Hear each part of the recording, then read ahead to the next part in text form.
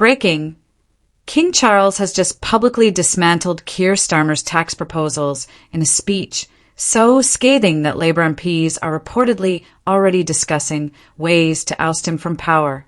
The King delivered just 17 words that Westminster insiders are calling the most brutal royal intervention in modern British history. And what followed could bring this government down before it even finds its footing. If you want to watch this constitutional firestorm unfold, hit that subscribe button now, because the next 72 hours could reshape Britain's future. Here's what triggered the turmoil. 3 days ago, at precisely 11:42 a.m., Chancellor Rachel Reeves stood before Parliament to unveil Labour's new tax package. Her message was stark. Working families would face higher national insurance contributions. Inheritance tax thresholds would be cut by 40%. Capital gains tax would rise to 39%. She described the measures as necessary fiscal reform. In the days that followed, the backlash only intensified. Reeves called the plan responsibility, but small business owners across Britain had another name for it: the death of the middle class. Within hours, outrage spread like wildfire, but Starmer wasn't blinking. The Prime Minister doubled down. AT Prime Minister's questions the next day. He defended every penny, every percentage point, every politically painful measure. It was political self-immolation disguised as bravery. His exact words sent a chill through the chamber. Standing at the dispatch box with his trademark, clipped delivery, Starmer declared, "Those who have benefited most from this country must now contribute more. The era of special privileges is over. Everyone will pay their fair share, and I make no apologies for that." The reaction was instant. Conservative benches erupted with jeers. Even Labour MPs shifted uneasily, avoiding eye contact with their own front bench. Social media detonated. Hashtags like #TaxAttack and #StarmerTheThief surged to the top of the trends list within minutes. But no one could have predicted what came next. Within hours, the hammer fell from the one place Starmer could not afford to ignore: Buckingham Palace. Sources within the royal household described an atmosphere of barely contained fury. King Charles, normally the embodiment of constitutional neutrality, was said to be deeply troubled, not by the idea of raising taxes, but by who the measures would hit hardest. According to senior palace advisors, speaking on condition of anonymity, the king saw the proposals as a direct blow to the very people who had built and defended modern Britain. Across the country, British veterans who had served in the Falklands, Iraq, and Afghanistan were learning their military pensions would be taxed at harsh new rates. James Patterson, a 72-year-old former Royal Marine from Portsmouth, told the Daily Telegraph he would lose £1,800 a year from an already modest pension. Through tears, he said, "I gave 40 years to this country. I was shot twice defending the Union Jack. And now my own government is taking from me to pay for God knows what." While veterans like Patterson struggled to heat their homes, MPs continued to enjoy taxpayer-funded second homes, subsidized restaurants, and expense accounts that defied belief. Labour MPs alone claimed over £2 million in expenses in the last quarter. £2 million, while telling pensioners to tighten their belts. The contrast was so stark, so morally jarring, that even lifelong Labour supporters were questioning everything they once believed. And the damage didn't stop with veterans. Across rural Britain, family farms, some centuries old, were facing annihilation. Sarah Williams, a 63-year-old farmer from Yorkshire, broke down as she recounted how inheritance tax changes would force her to sell the 300-acre farm her family had tended since 1847. "My grandfather survived 2 world wars to keep this land.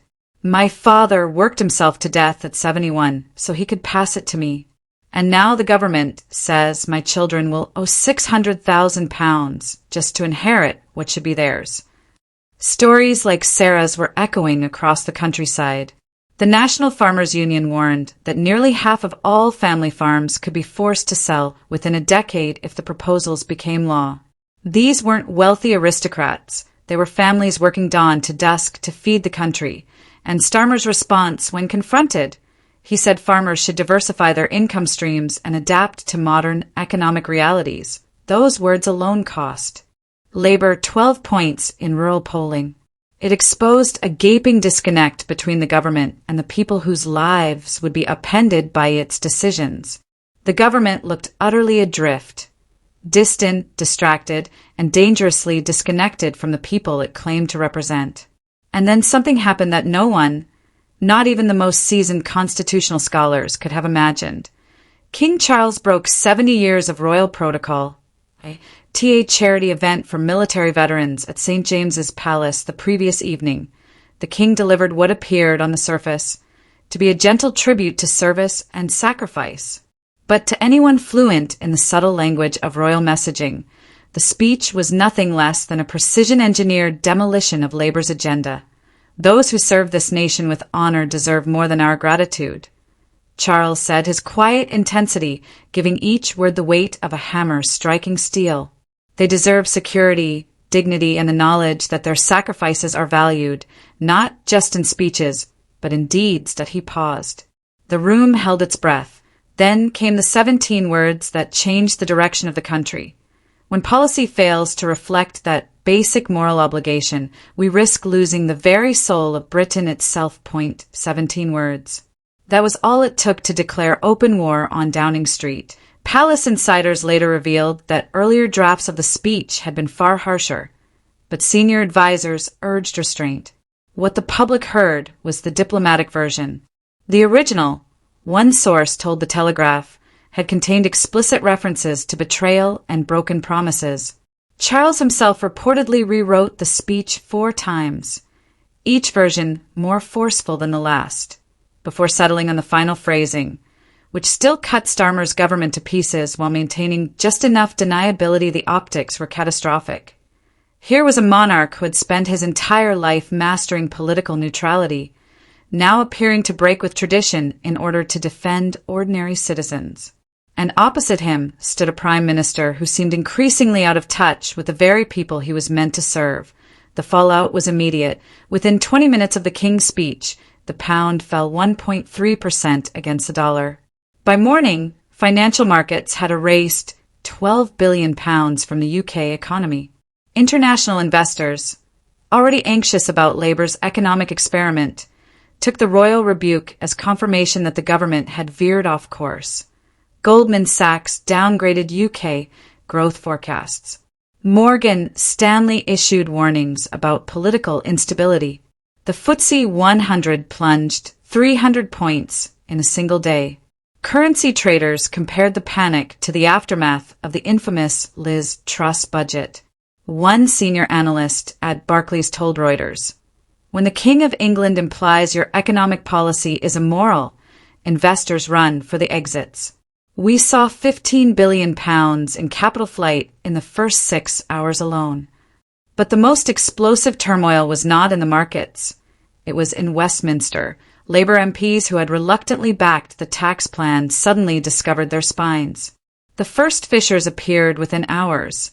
7 backbenchers signed a letter urging Reeves to rethink the pension tax on veterans. By midnight, the number was 23. By dawn, 41 Labour MPs had openly rebelled, the largest internal uprising since the Corbyn years. Online, #DefendVeterans dominated global trends for 16 hours straight, generating more than 8 million posts. Protests flared in Manchester, Liverpool, Birmingham, and Newcastle, not choreographed demonstrations, but spontaneous eruptions of fury from pensioners, veterans, and working-class families who felt betrayed. One video from Leeds went viral. A 90-year-old World War II veteran, hands trembling, burning his Labour membership card. "I voted Labour for 70 years, he said through tears. Never again. 0.4 million views in 18 hours. Polls reflected the chaos. A new YouGov survey showed Labour collapsing from 38% to 26% in just 3 days. Among voters over 65, the party's most loyal bloc, support cratered by 19 points.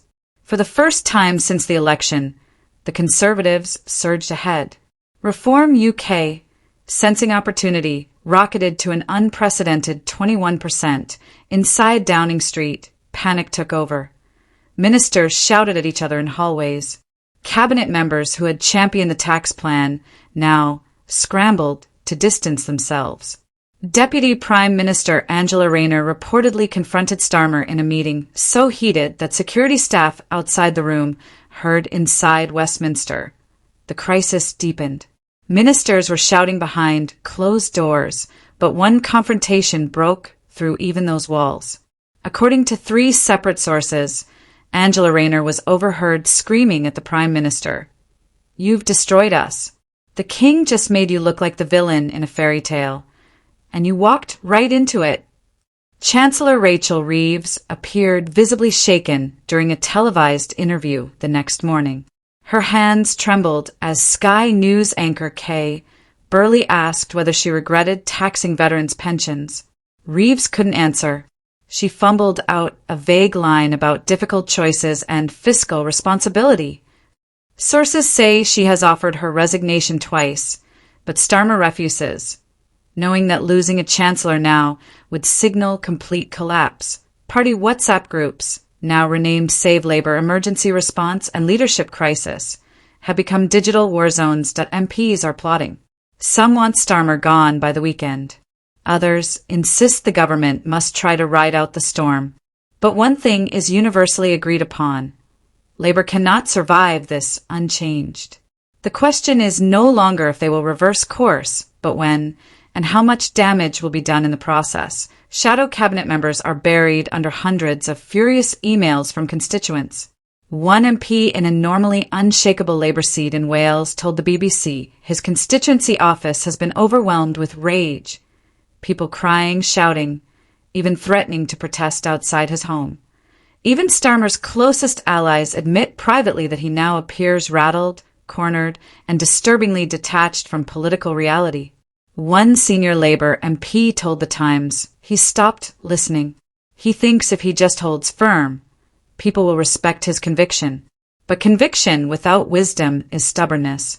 And stubbornness in the face of a royal rebuke is political death. Then came the revelation that could bring the entire government down.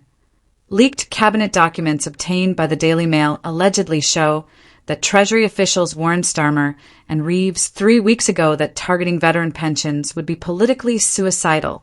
The documents reportedly included detailed projections of public backlash, polling collapse, and even constitutional risks. Senior civil servants used phrases such as electoral suicide and constitutional crisis. One memo from the Cabinet Office, dated October 18th, explicitly cautioned that measures impacting military pensions could provoke unprecedented royal intervention, given the King's lifelong commitment to veterans' welfare. But according to multiple Whitehall sources, Starmer dismissed the warnings as conservative scaremongering. He is said to have told his team, "We weren't elected to be popular. We were elected to fix the country." If authentic, the leaks suggest that Starmer didn't stumble blindly into disaster. He knowingly marched straight into it. He was warned this could destroy his government. He was warned the king might intervene. He was offered alternatives and rejected them. That isn't miscalculation, that it's ideological arrogance.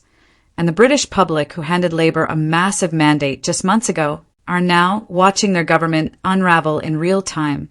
Meanwhile, in a twist worthy of political fiction, Rishi Sunak is orchestrating what may become the greatest comeback in modern British history. While Labour burned, Sunak appeared on BBC Question Time looking calm, measured, even statesmanlike. His message was simple and devastating. We warned about Labour's tax plans during the campaign. We said they would hurt working families and betray those who served. We were called liars. Now even the king is saying we were right, and no mockery. No smugness. Just quiet vindication. The polls reflect the shift. The Conservatives have surged to 36%, their highest number since before the election. For the first time in months, voters trust the Tories more than Labour on economic management. Sunak isn't just repairing his party. He's quietly positioning himself as the adult in the room while the government tears itself apart. And then comes the wild card. Nigel Farage. Reform UK is now polling at 21%, only 5 points behind Labour. Farage has spent the past 2 days blanketing rallies in Union Jacks, championing King Charles and hammering Labour for betraying British values. While Labour attacks our veterans and ignores our King, Farage declared at a rally in Essex, Reform UK will always stand for British values, British traditions and British people. The message is working. Disillusioned Labour voters are defecting in waves that working-class communities that swung from Conservative to Labour at the last election are now eyeing a third option. For the first time in modern history, Britain faces a true three-way race, and nobody, not analysts, not MPs, not even the parties themselves, knows what comes next. The next 7 days will be decisive. Parliament returns on Monday, and Starmer is heading into what could be the most brutal Prime Minister's questions of his career. Parliament returns Monday, and Keir Starmer now faces what could be the most brutal Prime Minister's questions of his entire career. Conservative MPs are preparing a coordinated, almost militarized assault. Reform UK has already tabled an emergency motion demanding the tax plans be scrapped altogether. Even some Labour MPs are privately admitting they may vote against their own government. Senior Tory strategist Lord Frost told GB News that Conservative researchers have compiled more than 200 targeted questions, each designed to dismantle a different pillar of Labour's economic agenda. They're not just aiming at the tax plan anymore. They're going after Starmer's judgment, his competence, and even his fundamental fitness to govern. That if Starmer loses the vote, constitutional experts agree he would face only two options: resign or call a snap election. And with Labour polling at 26%, an election now would be political self-destruction. But refusing to retreat would be even worse. It would show the country he has lost control of his own party. Britain is watching a government unravel. In real time, a prime minister isolated and overwhelmed. A constitutional monarchy reminding the public why it still commands loyalty in moments of national crisis. This moment will be studied for decades. A collision between a leader's arrogance and a nation's values, ending in spectacular implosion. Not since the abdication crisis of 1936 has Britain seen such a dramatic standoff between crown and government.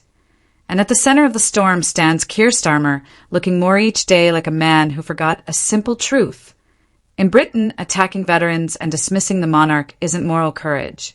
It's career suicide. So now the question hangs over Westminster like a storm cloud. Does Starmer survive this constitutional earthquake? Or is his government finished before it truly begins? Did King Charles really topple Labour with just 17 words? Or will Starmer dig in, double down, and fight until the last possible moment? What happens when Parliament reconvenes on Monday? Will Labour MPs finally rebel and force him out? Tell us what you think. Drop your thoughts in the comments. We read everyone, because this is the debate Britain must have right now. And if this story stunned you as much as it stunned us, share it with everyone who needs to understand what's really unfolding inside Westminster. The mainstream press is already trying to smother the story, but we won't. Tomorrow, we break down the leaked cabinet documents, showing exactly what Starmer's inner circle knew, and when they knew it, that what's in those papers will shock the nation. Hit subscribe and turn on notifications, because the next 72 hours will decide whether Britain gets a new prime minister or descends into full-blown political chaos. This is history in the making, and you're watching it unfold in real time.